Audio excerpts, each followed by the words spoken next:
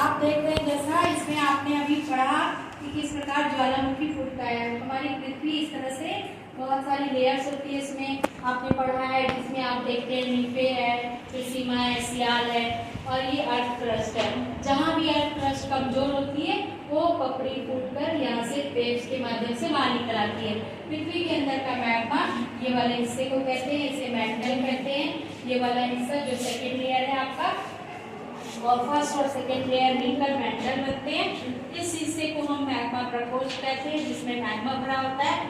और यहाँ से जो पाइप जैसा दिख रहा है इसको हम निकास नली कहते हैं। क्या कहते हैं इसको?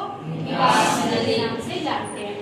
ये जैसे ही इसमें से मैग्मा बाहर आने लगता है, बाहर आकर के ये क्रेटर से बाहर निकलता है, इसको ज्वालामुख कहते हैं। मुख यानी बहुत बड़ा एरिया जिसके अंदर से अंदर का गर्म लावा, गर्म मैग्मा बाहर निकलता है, उसको बाहर आके उसको लावा कहते हैं। क्या कहते हैं? लावा। ये पाइप के माध्यम से बाहर फूटता है और इससे बहुत दूर दूर तक धुआं, धूल, गैस, राख सब निकलकर चारों ओर जम जाते हैं और ये मैग्मा तेजी से बाहर की ओर बहने लगता है।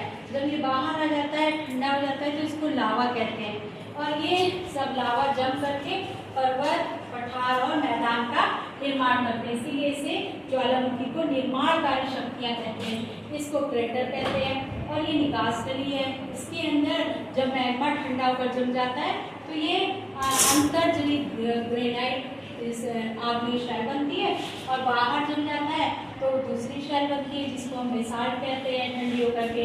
इसमें से फिलामेंट, धुआं, धूल, राख, गैस बहुत बड़ी मात्रा में हर समय इरप्शन होते रहते हैं। ज्वालामुखी भी 3 तरह के होते हैं। एक को सक्रिय ज्वालामुखी कहते हैं, एक्टिव वोल्केनो, इसमें से हर समय इरप्शन होता रहता है। इरप्शन माने उद्गार होता रहता है, हर समय से मैग्मा निकलता रहता है। दूसरा प्रक्षुब्ध होता है, ये कई सालों बाद उद्गार होता है, फिर बंद हो जाता है, फिर लोग वहाँ बसने लगते हैं, अचानक फिर हो जाता है। इससे ज्यादा धन जन की हानि होती है।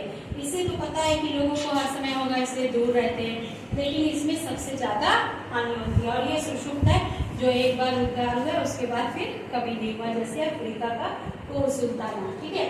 और सक्रिय ज्वालामुखी में जापान का फ्यूजियम आता है, इटली का वेसुवियस आता है, सिसिली का एट्रा आता है। ये सब सक्रिय ज्वालामुखी उदाहरण है। भारत में बैरन आइलैंड पर सक्रिय ज्वालामुखी है और सुषुप्त ज्वालामुखी ज्यादातर यूरोप में है। और इन जगहों में एक बार फूटने के बाद फिर वो दोबारा अचानक बहुत सालों बाद फूटते हैं। तो ये हो गया आपका ज्वालामुखी। इसकी कंपन और विस्फोट को नापने के लिए यंत्र होता है जिसको हम सिस्मोग्राफ कहते हैं या भूकंप लेखी कहते हैं। ठीक है बच्चों, ओके, थैंक यू।